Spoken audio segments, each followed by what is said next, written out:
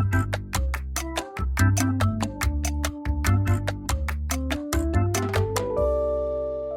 everybody in podcast land and also on YouTube. This is Carpal Critics. I'm James. I'm David. Riley is a man. What kind of man are you? Am I a man? And today, We're talking about Guardians of the Galaxy. spoiler alert! Retroactively known as Volume 1. That's when I say spoiler alert, right? That's the time. Yeah. David, what are you going to give this movie out of 10? Guardians of the Galaxy is cosmic lightning in a bottle so explosive it launches into a dimension of its own, able to remain in stable orbit outside the gravitational force of the massive crossovers in the Marvel Universe. 8.4. Dude, that was a James slogan out of 10. It was. And it's way better than what I came up with. That was like... Respect. That slogan was as if this movie was like actually about space, though. I mean, it is, I guess. It's about space. No, it is. That's fair, I guess. Where does it take place, Riley? The galaxy? Often in space. That reminds me of when I was a kid and our teacher in kindergarten asked us what country our parents were born in, or where our parents were born. And I didn't have a concept of countries yet, but apparently I was the only little kid on the rug that didn't. Oh. And so all these kids are saying, like Canada, India, etc. Right. And You're like, what are and those? the teacher's like, how about you, James? Where were your parents born? Where was your daddy born? And I answered, the forest. Because my grandparents lived on an acreage in a rural area that was forested, and I was like, I don't know, what is... So funny. I had no idea. You just emerged out of the trees one day, like... James is a tree sprite. That's official. amazing. Like Wow. in Nightmare Before Christmas, those little doors. That's like a... If you guys missed the Q&A episode, that was like a little addendum. Little bit of a life detail for James there. Riley, what's your score? My slogan is, if you aren't hooked on the feeling of swashbuckling adventure mixed with a perfectly dysfunctional cast of colorful characters and a cherry bomb of a soundtrack, then you're high on believing something completely inaccurate. Everyone else can come and get your love. 7.5 out of 10. I feel like the progenitor of these punny slogans. I know. Well, But now, I'll read mine, and you guys... You Normally- clearly have taken the mantle. normally I go for something a little more random, but I couldn't think of anything except this. Okay, well, here's my sad slogan. Oh, man. Guardians of the Galaxy is a platinum hit that pits lovable new characters against high stakes that lay the groundwork for the MCU meta conflict. I am Groot out of 10. Perfect. See, yeah, that was actually a 7.9. That was pretty vanilla for a James slogan, but then right at the end there, you brought it back. Well, we're Thank rotating. you. We're rotating chairs this week because I watched this movie on a laptop. Really? Ouch. Yeah. What? I was playing The Last of Us till late last night, and then my girlfriend didn't want to watch the movie out in our living room, so she's like, "Can we just watch it in bed?" And so I brought the laptop into bed and watched it. I've seen this my movie gosh. like 6 or 7 times, so it's Oh, it's that's fine. horrendous. How could you? That's so bad. You're a bad man. I will say, this movie, I really noticed the sound. The surround sound was sweet in this movie. I agree. Okay, the iPad Pro has really good speakers. There's great sound design for like the action scenes and everything, but even just sometimes they're flying in space and all you hear is just like the big guitar riff of one of the cool songs from the soundtrack. Yeah. And it just sounded wicked. And the like spaceship engines and stuff. My baby was sleeping, trying to fall asleep. Larissa's like, turn it down. I'm like, this baby's got to learn. She's good. Well, before we get too deep into it, Riley, what happens in this movie? Oh, let me tell you. Peter Quill, a space scavenger known as Star-Lord to basically no one except himself, steals a valuable orb, drawing the attention of Ronan the Accuser, a warlord, or space admiral, or something. I don't know. He's blue. He's a zealot. Quill, oh, is that what he is? I was always confused. I was like, why does he... Space ISIS. Okay, sure. Quill is arrested and escapes prison with a bunch of a-holes who agree to split the money from selling the orb. But when Ronan steals it back and the group discovers the orb is actually a powerful infinity stone, they have to decide what's more important, saving themselves or the galaxy. Why does Ronan have an army? Well, like, what's his deal? Because he's like affiliated with the Kree, but not really? Space ISIS.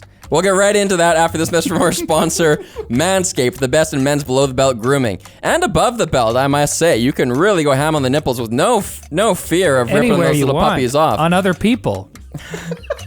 Manscaped makes the greatest ball hair trimmer on the planet, the Lawnmower 3.0.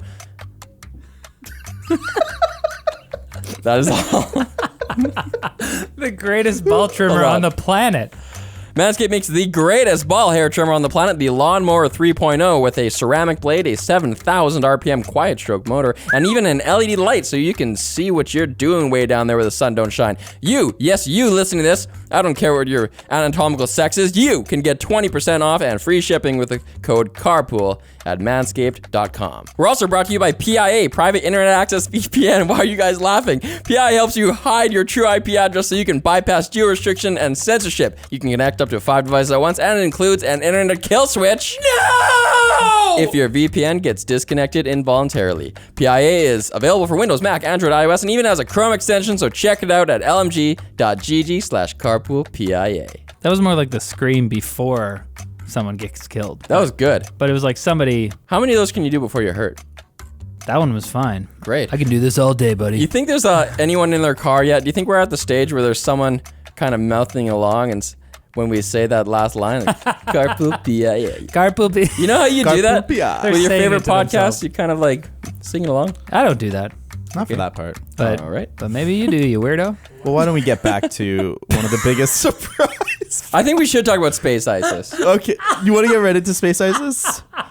I prefer Spices. I don't know why that was so funny. Okay, he's Space ISIS because he obeys like some kind of literal interpretation of the most ancient rules of the society. Was that in the movie at all? Yeah. No, what's mostly in the comics. No, he says I have no comic knowledge Oh, on okay. Guardians of the Galaxy at all. So, yeah, that's in the movie. What does he say? He pretty much says that. Like, I couldn't hear what he was saying on the iPad. I am the accuser. I put on subtitles. I man. had subtitles on. Did you notice like his character reveal? He's like this big clock mechanism thing opens and he's just laying Yeah. in a fetal position in a pool of blood. Yeah, I was worrying. I was worrying about that. Is he okay? And I was trying to look it up online. I was like, is this related to? I have to find out what this is. Is this Yeah. in the comics or Oh, what? so you looked it up. I did look it up, but everyone is just kind of on the hunch that we know he's in blood. It's blood. I didn't know that Is was it blood? blood. I thought it was goo. It's assumed to be blood because I thought it was space goo. in the next scene, he like smashes that guy's head with his hammer, that Zondarian guy's head. Yeah. And then the blood of that victim goes down through the grate and into a pool that he's like lunging beside. This is crazy, like knee way out sideways lunge. He's right beside it. And so I guess we're to assume that liquid is the same liquid that he's lying in, and it never coagulates. I don't know how. It's space blood. Xandarian blood doesn't coagulate. just- Everyone knows that. Paper is the enemy. No paper cuts on Xandar. Man. It's like gum in Singapore. It's illegal. See, okay, so this is the kind of details that I thought was really interesting to pay attention to going into a movie like this, because normally with Marvel movies I kind of like turn my brain off, but like most of them happen on Earth, but this one's in space. And when there's like a sci-fi type thing, I think I like to pay attention to the lore and the world building. God damn it! This is Star Wars all over again. No, but yeah, This is better than Star Wars. it's gonna be all right. What I'm saying is that for some reason I don't know. I'm like, what's Ronan's deal? What are all those people like doing that ritual with him? Like they're pouring things on him, and there's the people in the background manipulating stuff. And you just don't know what any that's of that. why people assume that him laying in the blood. It's not like he's been in stasis. Yeah. And he's waking up after 500 years or anything. It's actually just he lives in so much ceremony and ritual, these ancient traditions, that it's just assumed. As far as anyone I've seen on the internet, they're all just assuming that this is another ritual. Well, see, what I assumed was that it was just some kind of weird ritual-y type stuff to put in like a fun adventure movie to make him seem like a bad guy. It is.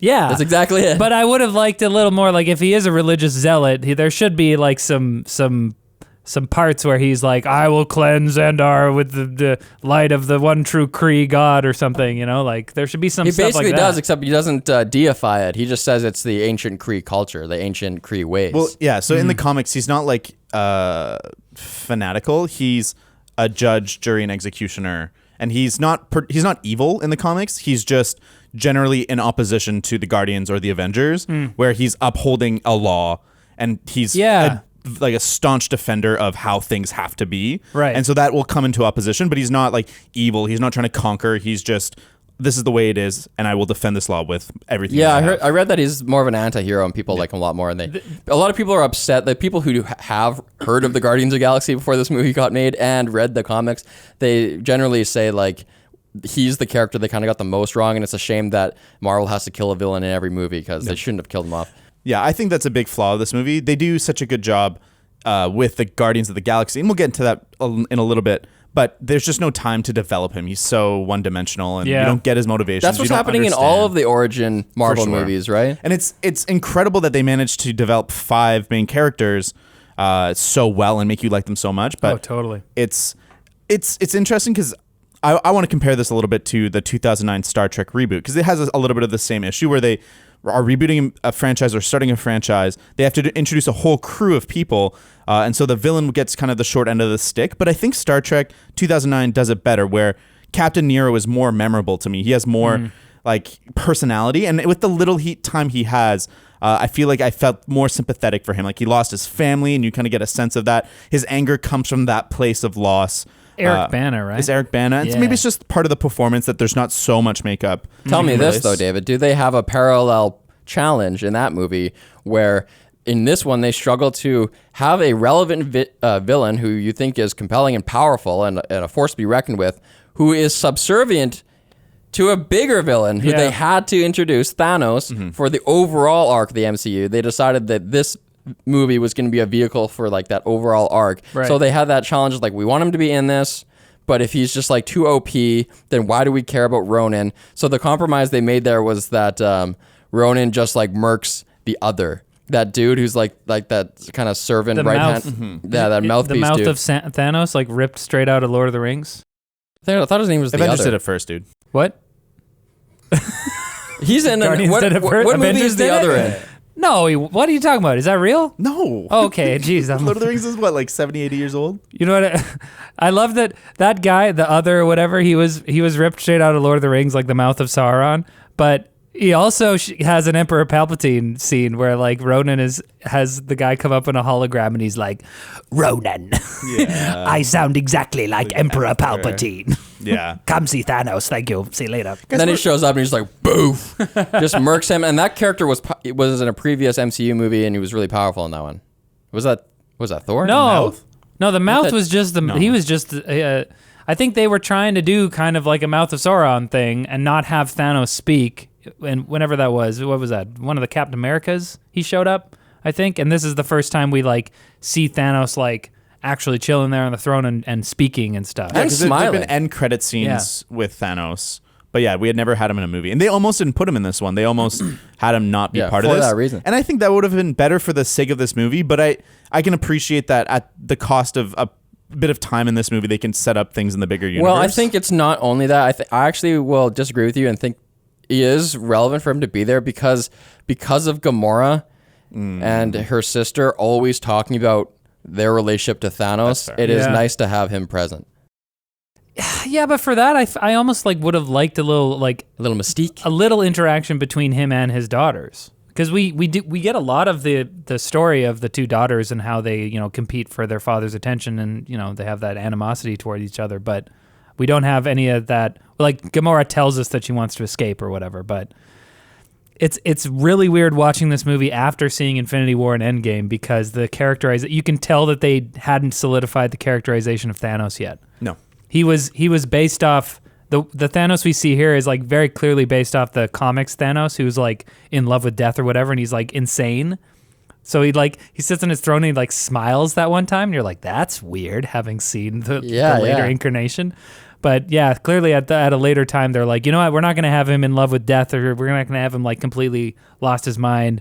He's gonna be like, he was the Mad Titan in the comics, but in an Endgame and Infinity War, he was very calculated, very composed. Right, and his acting, because of like he thinks it's good for the universe, rather than in the Mad Titan series, he's actually just trying to impress Lady Death. Yeah. So it's kind of weird, but I will agree with you, David, that this movie, they do a great job of introducing all those characters. This script is so tight so tight and dense, man. Like in that scene where we first meet Gamora and her sister, that's Nebula, right? Yeah.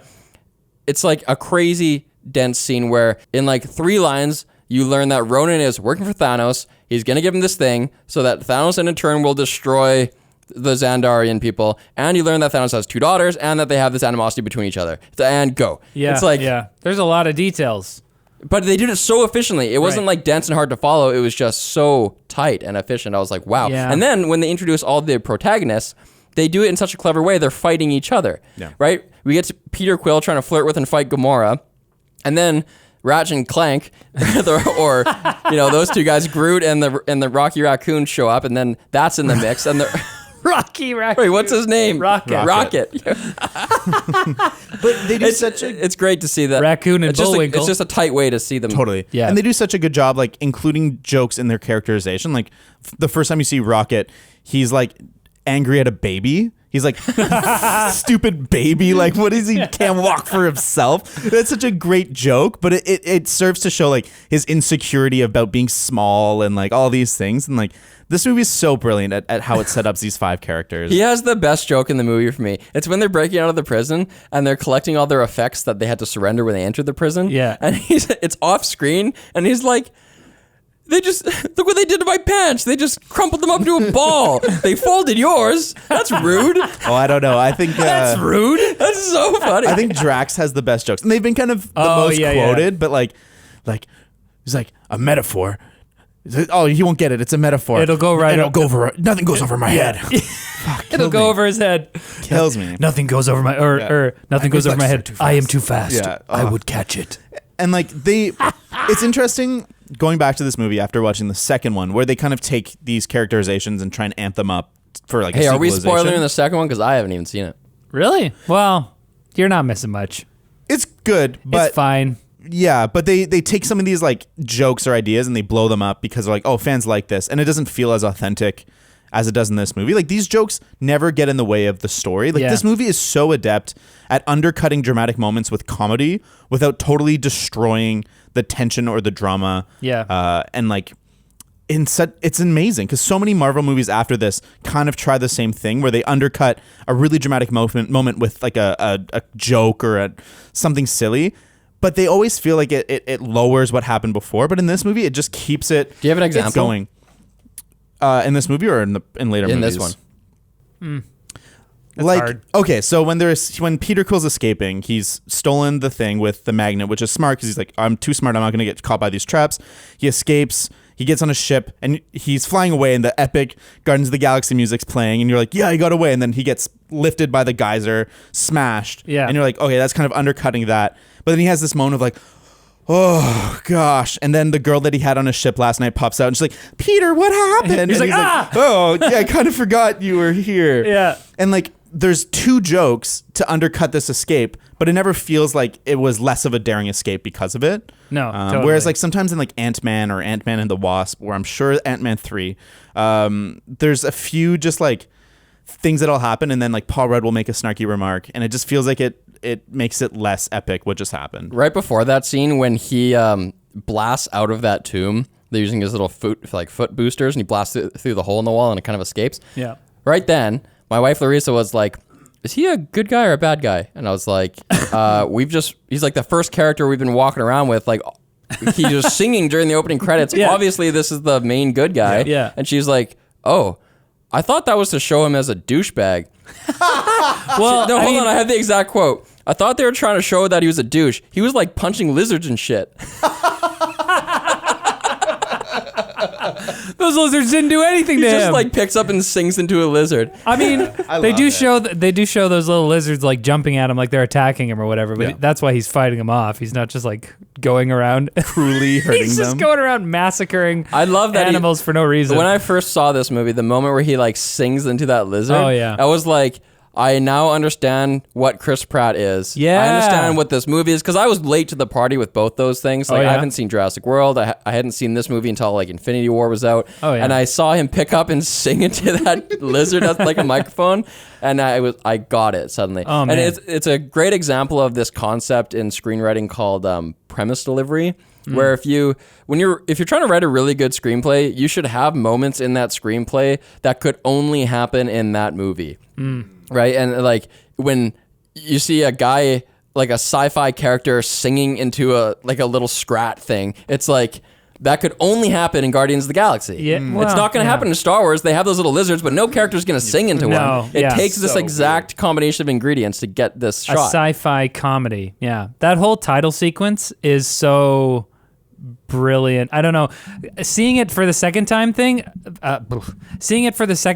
around, I was kind of like, all right, yeah, this is Guardians of the Galaxy. I know about this. It's fun or whatever. But I remember seeing it for the first time And up until that point, you're not they don't really give it away what the tone of the movie is up until that, because we have that whole intro sequence. It's pretty with self-serious. Him as a kid, and his mom is dying. It's like, oh my gosh, I'm horrible. This is horrible. He goes outside, he's crying, he gets abducted by aliens. We're like, oh no, what's going on? And then we see Chris Pratt, the space Indiana Jones, maybe kind of like going into this ancient ruins and stuff. It's kind of serious up until he puts the headphones on, and that's like what, 5 minutes in.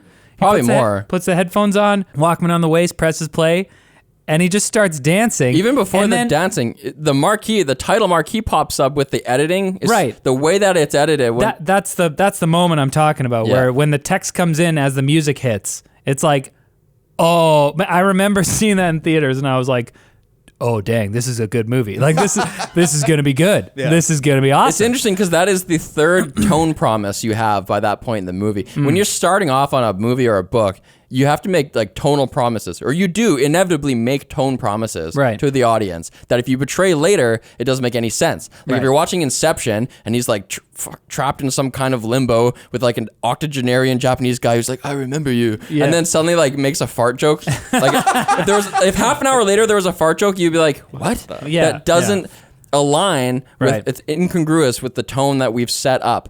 But in this movie, they make 3 tone promises by the first 5 minutes. First, his mom is dying with cancer. That's so heavy.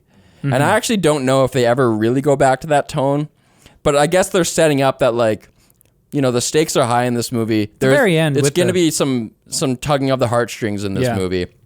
Then they switch from that to, like you say, the Indiana Jones part where you're like, okay, this is hardcore sci-fi. This guy's in space. He's got this cool mask. He's like looking back in time with some kind of weird LiDAR thing. That's dope. And then you also know, like, the stakes are going to be high in terms of, like, this is an epic movie where, you know, there's infinity stones and stuff. Like, people are going to die. Explosions.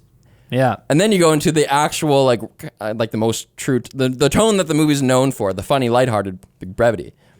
Star-Lord. Who? Yeah. Oh, that's a classic. That's scene. what they put in the Star-Lord, trailer. And that was, like, it's really summed it up. Yeah. But it's funny because I remember watching that trailer and having no idea if this was going to be any good. I was like, it looks like it could be good, but like it also looks like it could be really garbage movie. I feel like there was hype for this movie because it just looked, I mean, everyone saw the trailers with like the soundtrack. Like the trailer sold me. Yeah. Like you're seeing this trailer and you're like, ooh, this looks like a good ooh.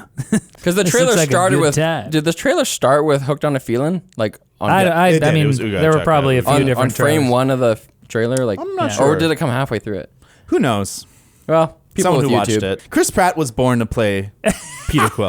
Yes. This is like the movie where he is best utilized, and he is beyond funny. He's so talented as a comedian, and like his timing, his delivery, everything that's comedic is perfect in this movie. But that's not necessarily true to the comic book Peter Quill. But that's okay. I am not someone who needs or demands a perfect translation from the page to the movie. Well, easy for you to say. You never read it or cared about that, that character. But I mean, like, it's the same with like Harry Potter or Lord of the Rings, and I had read those before, and like not everything is exactly as it is, but a movie and a book are different, and they demand different things to be a good movie. And so to expect things to translate exactly as they are is not good. And if you hold on too tight to the comic, you'll never be able to enjoy the joy that the movie can give you. I think that's one of the things that the MCU has done so beautifully. We've talked about this in other podcasts where there is no need to stay one-to-one with the source material. Like, you watch Lord of the Rings and you want it to basically be the books with, you know, there's some changes or whatever, but like Aragorn is the same Aragorn as in the books and stuff. And you want that because it's a direct adaptation of this series. But with Marvel Comics and DC Comics and any comic-based franchise, the audience goes in expecting that there's going to be like it's like loosely based on it, you know? Yeah. I think one of the reasons that works is that the MCU is its own little universe. It's not like the movies are dependent on the comics. Right. The movies are separate from what we expect from the comics. And the comics have like 17 different universes. The comics have already established like what Earth you're on and which era. Well, Marvel Cinematic Universe has its own like official canon universe. What's interesting though, unlike Lord of the Rings, is these comics are still being made. So there's a Peter Quill of the comics from the past. Then the movie comes out, which has a different Peter Quill. Then subsequent comics come out, which kind of adopt and integrate some of the Chris Pratt Peter Quill into it.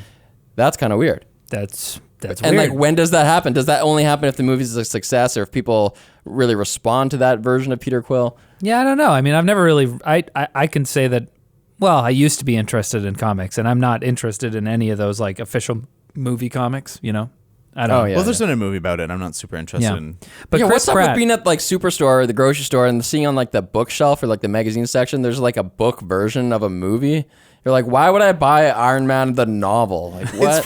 It's for 12-year-old kids who Yeah. don't want to read, and their parents are like, okay, something I can get for this kid. I read Attack of the Clones before I watched it as a kid. before you watched it. Before I watched it. Wow. I read the Attack of the Clones novel. Yeah. It's not very good. I knew that as a kid, but I was like, cool. I think honestly, from the publisher's point of view or whatever, it's just like, well, it's another revenue stream for people who like reading. Maybe.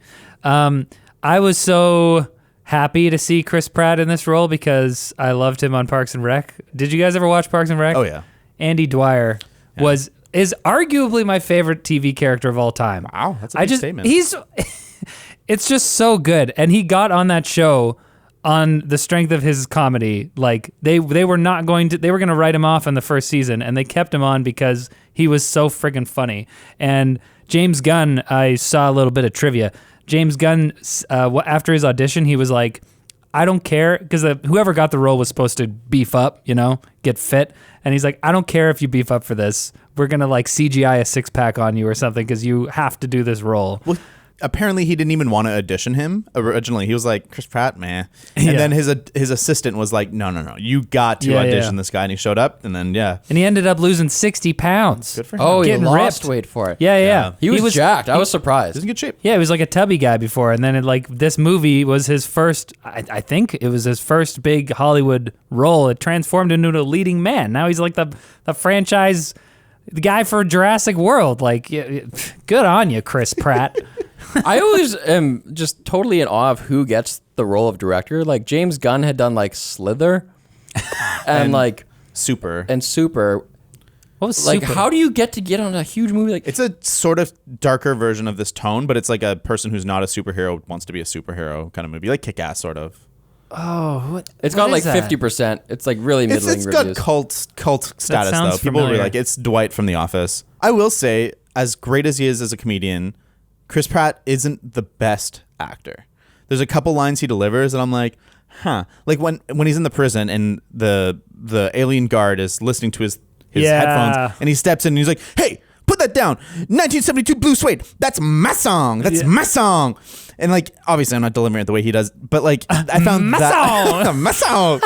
I found that was like, oh, that's like pretty average. I thought that delivery. scene. I'm right there with you, especially when he continues. It's an awkward shot because he continues yelling at the guy as he comes around the table to tase him or whatever, and he's just standing there being like, "You don't do that. That's my thing." And he just like stands still. It's just like he's just waiting for the guy to come up and tase him. Oh, dude, don't get me started. There's so many hokey moments of like, why did they just? Do you want me to just rattle them off? I got like 5 right here. Go. Why do the prisoners just yell at Gamora and tell her that they're going to kill her and then let her get into her jail cell, only to inexplicably 5 minutes later have her in their custody? Yeah. Okay, well, I can explain that one because Having been to prison, I've been to space I've prison. been to killing before. No, I would say that there is a semblance of like no order, but I think if you are seen killing a prisoner, you're going to get in trouble. And so if they can wait till night, bring her to the showers, stab her there, clean the blood, no one cares, it's over. nightfall when the wonder sun if- goes down. I wonder if there's the space sun. Yeah. I wonder if there's I guess all suns are in space. I wonder if there's a deleted scene where they get her out of the cell somehow or they intercept her later. Well, I thought it was maybe. a guard, wasn't it? Because like the guard was like, yeah, bring her down to the showers. Well, It'll be they- easier to clean the blood. They get her out of the cell and then they're bringing her up to the guard. So that I think they like worked with the guard, and the guard just doesn't want to have to deal with the trouble. I think that's a plot hole that I'm just kind of like, nah. yeah. Whatever. I mean, all of these I don't really care about. But Yeah. like, why do the soldiers just drop their rocket launchers just because the gravity turned off? Yeah, that's a silly moment. Well, There's- if you fire a rocket launcher in zero gravity, it's not going to work very well for you. Well, you might go flying. You might do a couple Yeah. backflips or something. And But you like, might not hit your target. 'Cause or it's you like, could. But they're just like. And then just like release the rocket launchers and There's a float lot of there. those moments. it also doesn't make sense that he's like, fire on my command. 3. And it's like, why aren't you just firing? Why don't you just well, do maybe it? there's a better chance to break the glass. There's lots of moments in this movie where you can see stunt people waiting their turn to fight. And like the fight choreography is pretty good, and like it's pretty impressive to see Chris Pratt and Zoe Saldana and Dave Bautista less because he was a wrestler fighting, and they're very good fighters, and the choreography is good, but there's definitely too many stunt people waiting. I just realized Dave Bautista is Bautista. What'd you think Bautista. it was? He's actually that wrestler Yeah, from my childhood. Yeah, you didn't know that? I think I like vaguely might have known that at some point, but like, and I would believe it in this movie, but I always go back to him in Blade Runner 2049. Oh, yeah. Where he looks so demented. You and would stuff, never and, guess that guy was like a WWE wrestler I mean, or whatever. they're so good good. actors. I shouldn't be that surprised. He's so good. He was so committed. Like that makeup that's on his body, like when they first started, it took 5 hours to put on his body and like an hour and a half to take off. Can you imagine being in makeup for 5 hours and then going to work? and then going to work? Man. No thanks. That 5 hours of makeup you show is up- my show fucking up on work. set. Well, I imagine that there's a certain amount of like excitement from like going on set and seeing all the the Yeah. environment and seeing your fellow actors and be like, you kind of get into it. Yeah, And but this it gets old after like 6 weeks I'm or something. sure. The same thing happened to the actor who played Mystique in the first Bryan Singer X-Men movies. It's like she's showing up there at like 4 a.m. or something like that. The sexy lady from Star Trek. Is it? 7 of 9? Yeah. Is that 7 of 9? Is That's that her? Mystique? 7 of 9 is Am I very wrong? sexy. I used to know her name. Rebecca Romaine. And that's 7 She's a Romulan? Romaine? Yeah, Romaine. It's Rebecca Romaine. Romaine. lettuce. Yeah, that's Let her. us Google 7 of 9. That's 7 of 9? Rebecca Romaine, lettuce. Oh, interesting. Anyways, what were Okay. we talking about? How is it that Yondu can take like 15 to 20 seconds to kill everybody with his little like whistle arrow? Like That's movie. He's encircled by these Ninja Turtles, That's just movie time. and the thing's going around, and they're just waiting and gets murked by Well, it. they're not smart. They're necro guys or whatever their name is. Necrobots, necro soldiers. They suck. Yeah, they're They pretty do. bad. They're pretty I think that's bad. kind of the idea that they suck, You can just like ram their ships and they blow up. Wait a second. We find out at the end of the movie when he reads the letter that was in the gift from his mom that his mom, her nickname for him was Star-Lord. Yeah. Hey, little Star-Lord. Well, no, what be- is that? Well, No, because you gotta she watch knows. the sequel. Okay. You'll find out why. They did a lot of setup for the sequel in the They opening did. scene of this movie, Yeah. where she's like, it's not too heavy-handed though. Yep. She says, "Your dad was an angel." Seems normal. No. Composed entirely of light, but but she says it's like garbled there, so you're kind of like, what? Something about light? Okay, Yeah. whatever. Oh, is that what she says? Yeah. Composed entirely of light. Something like that. Composed of Interesting. light. Well, that's yeah. not entirely accurate, but What close. So, James, as someone who hasn't seen the second movie, what do you think of Peter Quill and Yondu's relationship? I don't know. Yondu kind of made me mad. He's he's a caricature kind of character. He's just like, Is he? he just like 2 out of his 3 scenes, he's telling you that I rescued you. They wanted to eat you, and he's just like yelling all the time. I kind of just wish he'd go away whenever he's on screen. But I guess See, this is interesting. He's supposed to be Yeah. like a surrogate father, I guess. Having I'm like, having- is this like poor man's Woody Harrelson? Who is this guy? Michael Rooker, he was in The Walking Dead Yeah, you know Michael Rooker. and some other things. I never met the guy. But yeah, the second movie goes a lot more into his character, and it's very interesting. But I can't really say a lot more without spoiling it for you. Okay. If you like this movie, I would watch the second one. After I watched this movie the first time, I didn't really have any interest in seeing the sequel. But now that I've watched it the second time, there's a lot to this movie, and I like it. I'd say it's worth it. The second one's not quite as good, but How about that bald cap on the dying mom? that was weak. That was a weak bald That was cap. a real I'm like, bad that was bald a cap. bulbous head. Weak bald cat game. Yeah. Yeah. I don't know. I didn't notice it. When that kid runs out of the hospital and collapses in the field and then gets abducted, and then boom, they hit you with that Marvel marquee, the Marvel Yeah. Studios thing. That moment was Marvel as fuck. Oh, yeah. That totally, like, the way that Goosebumps hit me there was exactly like my childhood, where it's like, So Marvel, yeah. now we're into comic book world. Like, that was great. Yeah. And that it gives you that feeling that is then subverted by the title sequence. That's kind of what I was talking about. Riley, you're not seeing the parallel between Onward and this? Onwards Well, is copycat. that was a note I wrote down. I said, why did they take the kid out but everyone else stayed in there? It's That like, was okay, weird. you couldn't say bye to your mom, and now you have to stay out here while the rest of us say goodbye to your mom who's dying. Well, and It was just strange. yeah, they would definitely send someone out with him to be with him because I wouldn't leave. They didn't. They just like shut the door on him. Yeah, I don't like, remember. Stay out here.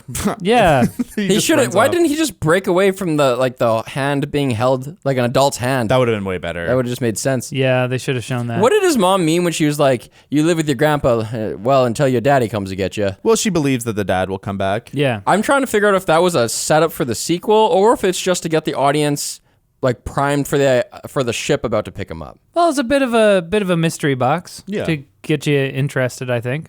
I mean, when I saw the ship, I wasn't like, "Oh, that's his dad." But Yeah. I don't know. I also just want to note that the kid who plays young Quill is Wyatt Olaf, who is one of the kids in It.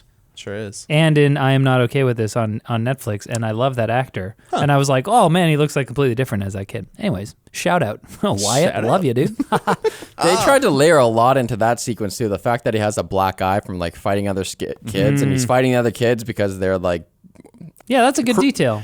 they're like just being cruel to an animal, and he's just like standing up for justice just from Yeah. childhood until he starts kicking lizards. I guess He doesn't. That was self-defense. he's punting lizards. Then he grabs them and goes, "Hey!" yeah, but right to his they're face. clearly hostile animals. They're just bouncing around. They're jumping at him. He like snatches one out of the air as it's like going at him, fangs bared.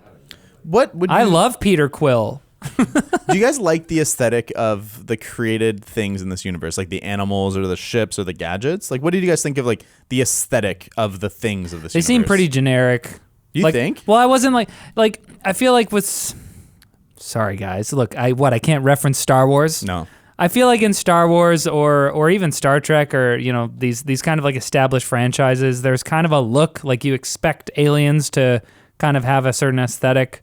In Star Trek, it's just humans with weird facial things. But I feel like, especially because a lot of stuff was like slimy CGI type of thing, it's just kind of like, all right, it's just background monster, space monster from Marvel or whatever. I didn't really... They weren't very memorable. The thing that I think they did the best was they were nominated for an Oscar for hair and makeup, and I think that the colored skin on people looks great. Oh, The yeah. pink and green skin looks It looks so great. sweet. Also, one of my... Lore-wise, one of the most annoying things for me in these universes is the fact that there are so many aliens that just look exactly like humans. Yeah. They're just humans. The Xandarians, I looked this up. So like Xandar is like the main planet of interest really in this movie, and it's populated by people of all different races, but like there are people there who just like are like they look like straight up humans. And I looked this up, and I'm like, what's a Xandarian like? Do they have extra powers or whatever? And it's like, nope. They're just humans. They're straight up humans, and they're like Xandarians are very similar to humans. In defense of that, though, like if So? we Well, if we evolved out of single cell organisms, then that means that like we are what we had to evolve into to survive. And so if they're on a similar planet, they would have had to evolve in a similar way to survive, thrive. Well, that's Okay, yeah, one but the way of- parameters yeah. are so tight with like the size of the celestial bodies you happen to be on. Like gravity would be different, so like your height could be different, and There is debate in the evolutionary literature about whether our form was inevitable or whether there are other Well, forms Marvel's possible. answering that question. Yeah, for I you. guess so. It They took doesn't a matter. philosophical stand. The answer in the lore is that there was a progenitor. That's fair. Progenitor? Is that right? I don't know what you're trying to say. Progenitor? A ancient race that like seeded life across the galaxy with their DNA. So that's why everyone the looks similar. Celestials. Anyways, but it's just annoying to me. That's totally fair. What did you guys think of the characterization of the other characters? Because I, as you said earlier, David, it's crazy that they actually managed to fit in arcs for like all of the major characters in this Except movie. Peter Quill. What? Can you guys please tell me what his arc is? He learns to like hands? not, He learns to not hold be hands? selfish. James, to not can you live for settle himself. down? He's so selfish and self-centered at the beginning. Yeah. He learns to have like let people into his heart and be a real person. Like at the midway point, he's still playing his stupid game with Gamora and trying to get her to love him with his tricks. But by the end, like he's just an authentic version of himself.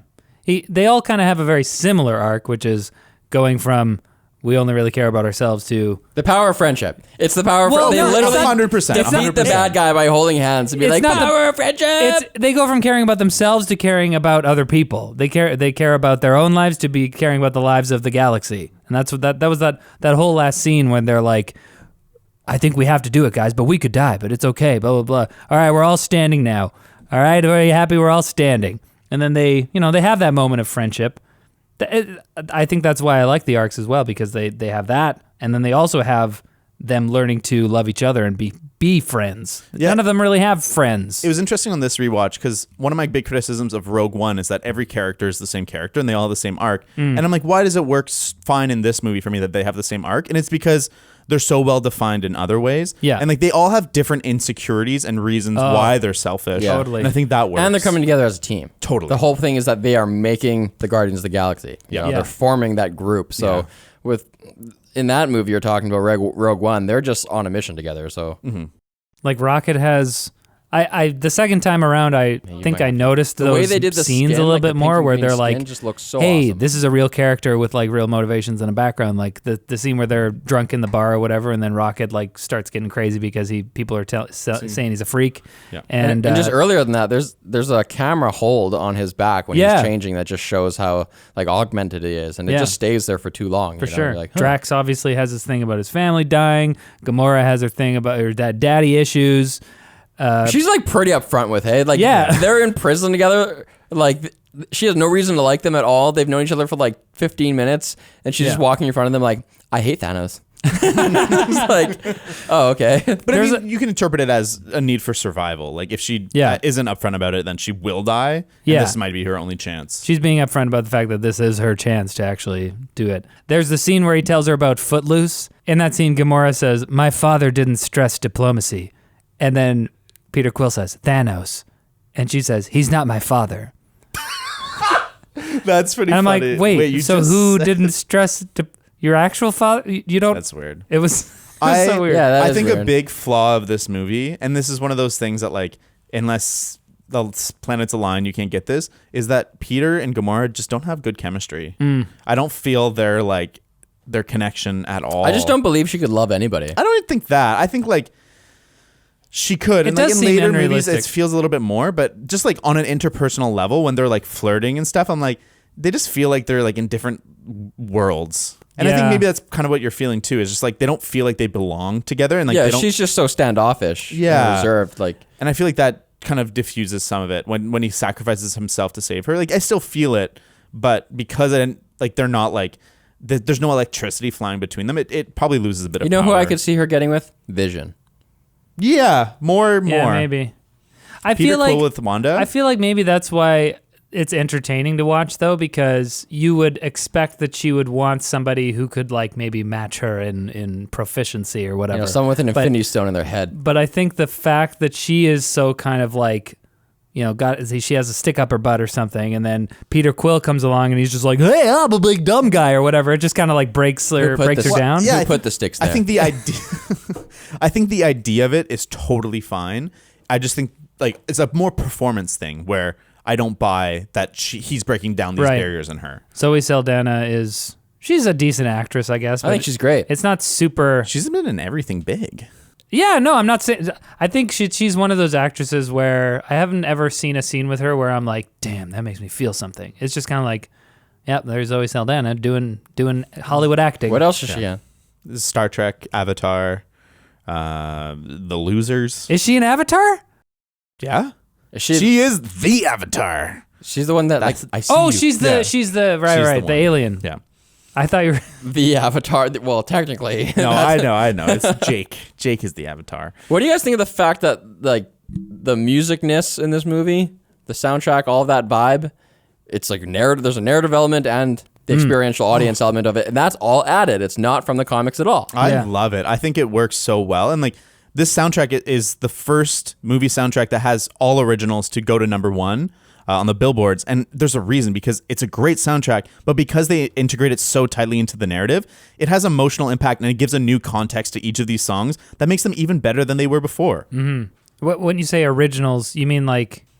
It's So- not an original scream. Soundtrack. Like most, It's not an like, original you could score. Most soundtracks that have gone to the top have had like songs that have existed before, but also will have some originals. This has zero originals. The soundtrack is just all these classics.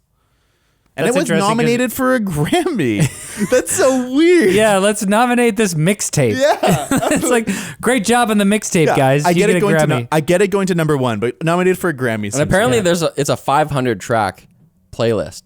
Wow. But they had to make Man. selections for this. I was definitely. Did you guys listen to this? Like the album, the yeah, for soundtrack sure. after the movie? Like it was like we added it to our repertoire. It was great. Yep. I didn't really know about a ton of those songs before this movie. I like that Redbone one, "Come Get Your Love." That's in my rotation. I love it. The music is pretty flawless. It's like one of my favorite soundtracks for sure. And you really don't expect a space movie to have. It's a good juxtaposition, I feel like. Well, the reason that the director added it was because, and it wasn't in the original screenplay either. They added it later on. It's because he wanted to connect Quill to Earth more strongly. And it does that. Because I think the first scene is effective at doing that, where it keeps you grounded in like a real human drama. But then I think, that feeling of connected to Earth would fade. So I think that's an effective And he's got this physical tool. thing to talk to other characters with when he's like, see these headphones? This is my mom. Yeah. All my trauma and everything you know about my character is from my mom, and I don't have to just like bring that up randomly. I have this like totem that represents it. Do you know what I don't like in this movie is when they first get jailed and then they're like all waiting their turn and they're standing there and they get red. Oh, really? I find that such an artificial scene. I'm like, that's not how this would happen. Really? It's like, and like, there's a few jokes that are like so lame. Like, I think the like Peter Quill like crank like Jack in the Box in the middle love that. finger. It feels so dumb. See, I but like I it. feel like I liked it, and maybe James did too, for the same reason that you didn't like it, which is that it is cheesy, but it also just works perfectly in universe. And we have to be in, like, there's like a big cast of characters. We have to be introduced to them. And it's also funny. I don't know. I just was like, okay, it's one of those moments where you acknowledge that we have to have some exposition here.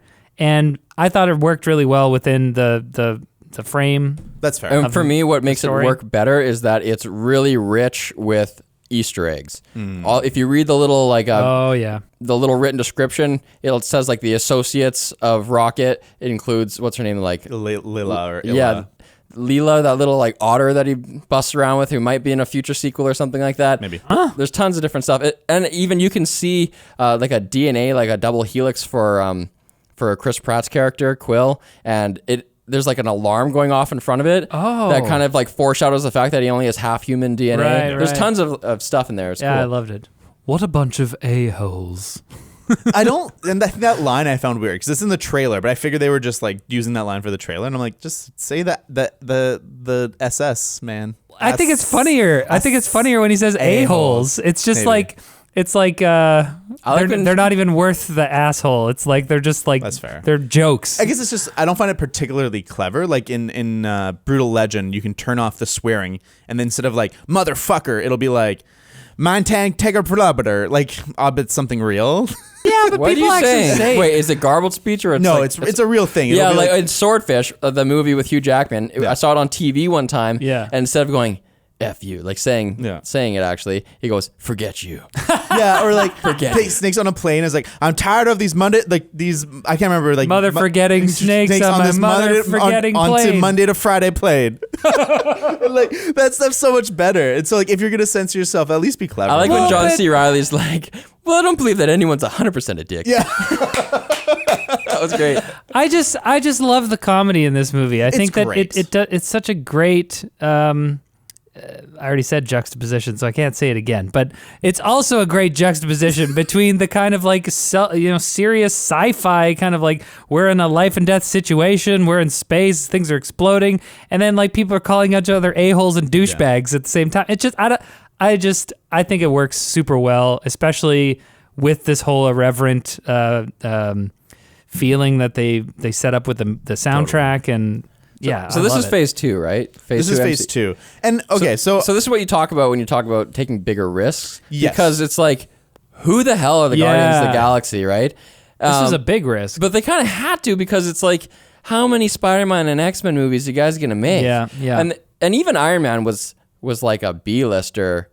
He wasn't huge, right? So they go out with these guys, and I guess from their point of view, the risk is like kind of low, because if you botch this one, it's just like, well, we never revisit these characters again, and who really cares? Yeah. Whereas if you botch like an X-Men movie or a Spider-Man movie, you're like, God damn, we have to reboot it again. Right. We got to go back to Uncle Ben again. And an Iron Man movie, maybe an Iron Man movie is funny, but like a Captain America movie, you can get by on the strength of that character alone. But I think if this movie came out and it wasn't funny, or it wasn't as funny as it was, I think people wouldn't care about it nearly as much. I mean, if it wasn't funny, but it was just a different kind of good. If it was just like another superhero movie and there were some jokes in there and there's some kind of Marvel humor or whatever, but it's not like laugh out loud funny all the way through. Like there's very few moments in this movie, like unless they're having a real emotional moment, which immediately gets undercut with a joke, which is fine because it works. But the rest of the movie, there's jokes all like every line. It's great. And I think one of the things that I like to celebrate about this movie is that it's like the best second jumping point for the Marvel universe, where like you can start at the beginning or you can start at Guardians of the Galaxy, where like you need no connection, you need no knowledge to enjoy this movie. Yeah. But you finish it and you're like, oh, I feel like I'm a little bit invested into this, and now I can kind of learn a little bit more and start watching these movies. And like that's a skill, like that's a real big achievement that they were able to like have this second entry ramp into this huge franchise. Totally. It fulfilled a lot of important functions for the MCU. It introduced us to space. So like we know that we can like go to all these crazy other planets and Infinity Stones and all that stuff. And that's a huge deal because in this comics there was like a whole era of cosmic weird LSD kind of right, space. Right. Yeah. So this was basically that for the MCU. Mm-hmm. And it also just made us understand that these movies can be really, really, really funny and irreverent. Because there's comedy in the previous movies, but it's like, you know, it's kind of comic relief. It's what they were trying to do, where they're all different genres, right? And this really isn't a superhero movie. Really, it's kind of just like it's just space. It could be Star Wars. It's like a space sci-fi comedy opera. Honestly, I can't think of a better comedy than this in the last 6 years. It's just solid. It's a solid comedy. Which is so weird to think of like this sci-fi big huge budget Disney movie as being the best comedy in the last. Well, it's not a hard comedy. It's not like what? I would call it. It's very funny, but it's not like hardcore comedy. This is well, like, what do you mean hardcore? I mean like when you go like we're gonna go see a comedy, like you're watching Hot Tub Time Machine or like what's the one in Bangkok, The Hangover. It's like that is just to be funny. But this movie is funnier than those. Yeah, it has funnier moments, but the big moments of the movie are holding hands, destroying an Infinity Stone. Yeah, but comedies don't have to not have drama. They're allowed to have drama. The best comedies do have drama. Yeah. But they're funny. And this but the movie, proportion of drama. I would say this movie is sci-fi first, comedy second, drama third. I get what you're well, saying. I agree with you, but you said comedy second. I get whereas the comedies I'm talking about are comedy first. I get what you're saying, James, but I think that what I'm saying is that if it's funnier than those movies, it's a better comedy than those movies. Yeah. So in my mind, you know, this movie is a better comedy than Hot Tub Time Machine because but if I laughed more during this. If I put Hot Tub Time Machine on, my wife would have put her phone down and watched it. But she didn't because there's Infinity Stones and holding hands in the power of that's friendship. your wife's problem. That's your wife's problem. Yeah, but you guys are nerds. This is not a normal movie. No, totally. But like, I don't know. I feel like you'd be hard pressed to find somebody who saw Guardians of the Galaxy and was like, I didn't like that. That wasn't that funny. If we had seen it in the theater, if she had come with me to the theater, we would have walked out. She'd be like, it was okay. Like, because she would have been a captive audience. She would have had to have watched it. But she watched and she would have liked it. She walked out of Hot Tub Time Machine being like, that was the greatest comedy I've ever seen. I don't know if she's ever seen it. I hope not. So I can't answer the question. It's funny. It's a good movie. It's fine. It's funny. It has a couple right. of chuckles, but there's like genuine laughs in Guardians of the Galaxy. And so like you say that's a problem that this is a comedy second, but I say that's greater praise. As a comedy second movie, it's better than all the comedy first movies of the last 6 years. Suck it. What movies? I yield my time. I was waiting for that. I yield my time. We asked the audience for some questions they want to talk about on Twitter. One is kind of a universe one from Hyper Lawler. Why is Quill not able to hold the stone alone, since he's effectively the son of a planet and therefore a pretty powerful being? Not powerful enough.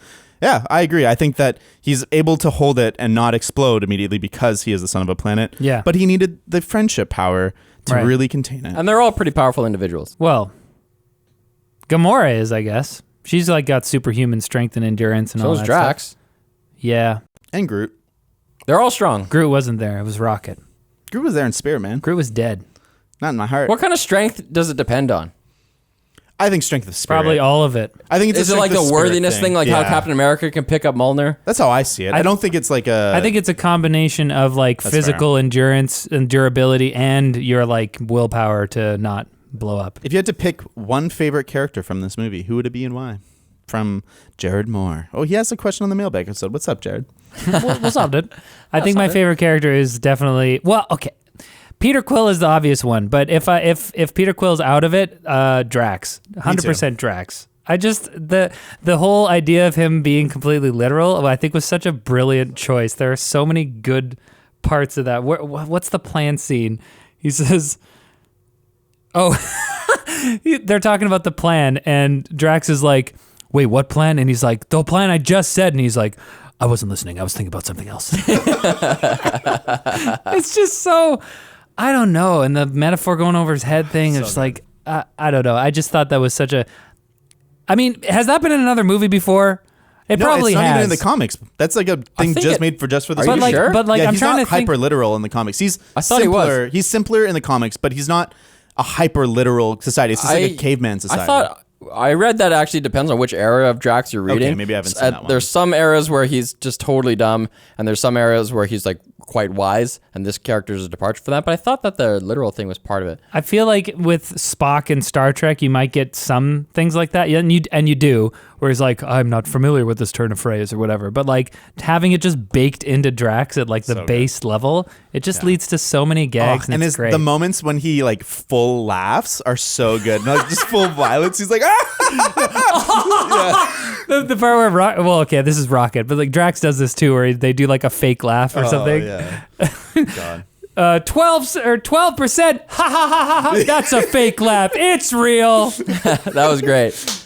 You know, the kind of thing that turns me off though, and maybe I'm just not 13, and I would have liked it.